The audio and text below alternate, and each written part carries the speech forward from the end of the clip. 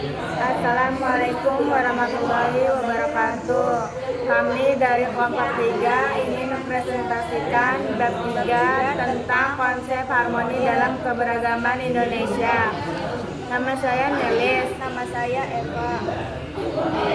Saya akan membacakan yang pertama. A. Konsep harmoni dalam keberagaman. Indonesia adalah negara yang kaya baik dari segi sumber daya alam maupun keberagamannya. Terdapat beberapa bentuk keberagaman di Indonesia, mulai dari suku, agama, ras, hingga golongan. Keberagaman yang demikian merupakan anugerah Tuhan Yang Maha Esa yang harus dijaga dan dilestarikan. 1. Arti penting dan manfaat dalam keberagaman. Harmoni dalam keberagaman, kehidupan berbangsa dan bernegara mengacu pada hubungan yang baik antara individu dengan individu dengan kelompok dan kelompok lainnya. Dan masyarakat dengan menjunjung tinggi masyarakat dalam sikap toleransi di tengah perbedaan agama, ras, budaya dan sebagainya. Harmoni dalam keberagaman di kehidupan berbangsa dan bernegara dapat dicapai melalui berbagai cara diantaranya. A. Kesadaran diri tercermin ketika berpartisipasi dalam berbagai kegiatan yang diadakan oleh individu atau kelompok yang mempunyai latar belakang berbeda. B. Sikap menghargai perbedaan. Setiap individu atau kelompok dalam masyarakat niscaya memiliki perbedaan seperti dalam hal agama, budaya, suku, bahasa, dan latar belakang. Menghargai perbedaan merupakan kunci utama terciptanya harmoni dalam kehidupan bermasyarakat, berbangsa, dan bernegara. C. Sikap toleransi merupakan sikap saling menghormati perbedaan antar manusia yang tidak menyimpan dari aturan. D. Keterampilan bermusyawarah. Musyawarah sangat penting untuk memahami sekaligus mengelola perbedaan masyarakat.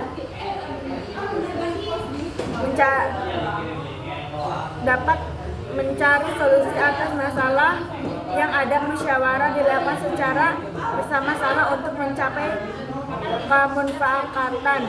E. Keteladanan sikap. Keteladanan merupakan kemampuan untuk berkomunikasi dengan memperlihatkan kepedulian, pengertian dan penghormatan terhadap perbedaan yang ada di dalam kehidupan masyarakat. F. Keadilan. Setiap individu atau kelompok harus diperlukan secara adil sebagai wujud negara, hukum, dan kebijakan pemerintahan yang berpihak pada seluruh aspek kehidupan warga negara. 2. Pentingnya memahami dan menghargai. Agar terciptanya persatuan dan kesatuan di antara masyarakat Indonesia, setiap di daerah Indonesia juga memiliki keunikan tersendiri baik dalam budaya, keagamaan, alat musik, maupun kearifan lokal. Pentingnya bagi kita untuk memahami dan menghargai keberagaman terwujud hal-hal berikut ini. A. Terciptanya rasa saling menghormati. B. Meningkatkan kerjasama di antara kelompok masyarakat. C. Meningkatkan kualitas hidup. D. Menjamin keberlangsungan kehidupan yang lebih baik.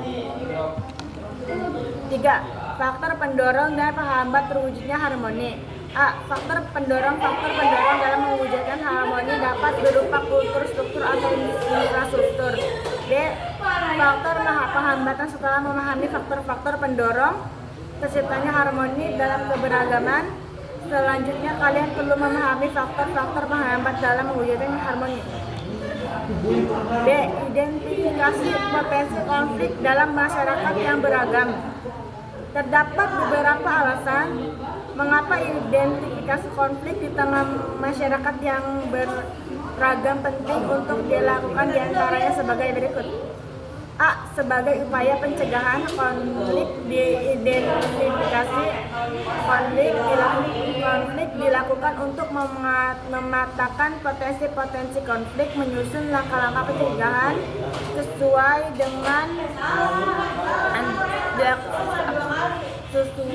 dengan nilai-nilai Pancasila. B. perencanaan, pengelolaan hubungan, dan komunikasi antar kelompok yang berbeda dengan meningkatkan sikap toleransi dan penghormatan martabat antar sesama. C. Sebagai upaya mitigasi konflik. D. Mempersiapkan diri untuk berbaur dengan kelompok masyarakat yang beragam. Ketika berada dalam tatanan masyarakat yang lebih luas, diharapkan kita telah mempunyai bekal dalam bergaul. 2. Faktor penyebab konflik dalam kelompok masyarakat. Perbedaan tingkat pendidikan. Kelompok masyarakat minimnya kesadaran dan pemahaman tentang perbedaan disebabkan oleh pendidikan dan literasi yang rendah. Contohnya, menyebar luaskan informasi yang belum jelas sumbernya atau hoax. B. Ketimpangan sosial dan ekonomi. Persaingan dalam bidang ekonomi, seperti persaingan untuk mendapatkan lapangan pekerjaan dan sumber daya alam, dapat menyebabkan konflik dalam kelompok masyarakat. Contohnya, pengangguran, kesenjangan antara kaya dan miskin, serta pembagian bantuan yang tidak merata. C. Perbedaan pandangan politik. Perbedaan politik dan ideologi seringkali menjadi sumber konflik dalam kelompok masyarakat karena adanya perbedaan pandangan. Contohnya, konflik yang disebabkan oleh fanatisme dan populisme politik. D. Perbedaan budaya etnis, suku, perbedaan budaya. D. Perbedaan budaya atau etnis atau suku. Perbedaan menjadi salah satu faktor penyebab konflik. Hal ini terjadi karena adanya perbedaan nilai-nilai, keyakinan atau tradisi antara kelompok budaya atau etnis tertentu dengan kelompok lainnya. Contohnya, konflik Sambas di Kalimantan Barat pada tahun 1999 antara etnis Melayu dan etnis Madura disebabkan oleh perbedaan budaya dan ekonomi. Ketidakadilan sosial seperti adanya ketimpangan distribusi kekayaan, hak, dan kewajiban dapat memicu konflik dalam suatu kelompok masyarakat. Contohnya, pembagian bantuan yang tidak merata. C. Strategi mengatasi konflik dalam masyarakat beragam. 1. Prinsip-prinsip dalam mengatasi konflik. Ketuhanan yang Maha Esa. Penekanan pada kepercayaan kepada Tuhan memandu penyelesaian konflik dengan nilai moral, kemanusiaan yang adil dan beradab, menghargai martabat manusia dan menjunjung keadilan. Persatuan Indonesia. Menekankan pentingnya persamaan dalam keragaman. Kerakyatan yang dipimpin oleh hikmat kebijaksanaan dalam kemusyawaratan dan perwakilan. Pentingnya keterlibatan setiap individu dalam menyelesaikan konflik. Keadilan sosial bagi seluruh rakyat Indonesia. Membangun keadilan sosial sebagai landasan penyelesaian konflik. 2. Metode yang efektif dalam penyelesaian konflik. Mediasi. Proses di mana mediator membantu pihak-pihak yang berkonflik untuk mencapai kesepakatan. Negosiasi. Cara untuk mencapai kesepakatan yang saling diterima oleh kedua belah pihak. Arbitrase. Proses penyelesaian di mana seorang arbiter memberikan putusan yang mengikat bagi kedua belah pihak. Dialog atau musyawarah mufakat. Diskusi terbuka untuk mencari solusi bersama dari dua pihak yang berkonflik. Penerapan nilai Pancasila dalam kehidupan. Nilai-nilai Pancasila dapat diterapkan dalam berbagai aspek kehidupan untuk menciptakan lingkungan harmonis dan pengambilan keputusan yang adil dan bijaksana. Materi ini menekankan pentingnya prinsip dan metode dalam menyelesaikan konflik secara harmonis dalam masyarakat yang majemuk. D. Serta warga negara dan gagasan solutif dalam penyelesaian konflik. 1.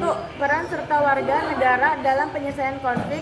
Definisi warga negara berperan penting dalam penyelesaian konflik di berbagai aspek kehidupan seperti keluarga, sekolah, masyarakat, dan bangsa pendekatan. Menghindari konflik melalui komunikasi yang baik. Menggunakan contoh peran setiap anggota keluarga dalam menyelesaikan konflik. A. Konflik individu dan keluarga. B. Peran masyarakat. 2. Gagasan solutif dalam penyelesaian konflik.